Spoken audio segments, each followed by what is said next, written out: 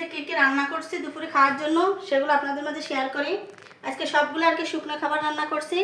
এটা আর কি জালি ভাজি করছি, আর এই যে করলা ভাজি করছি আলু দিয়ে লাল লাল করে, আর এই যে পিয়ালি মাছ আর কি করলা আলু আর বেশি করে পেঁয়াজ দিয়ে আর কি চচ্চড়ি করছি, আর এই যে ডিম বোনা করছি আমার বাচ্চাদের জন্য, কারণ ওরা আর কি মানে কোনো এই ধরনের খাবার খায় না, ওরা আর কি কোনো ধরনের সবজি খায় না। আর আমার মেয়ে তো এমনিতেই কোনো কিছু খায় না সুজি ছাড়া।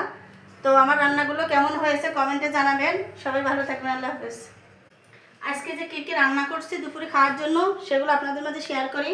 আজকে সবগুলো আর কি শুকনো খাবার রান্না করছি।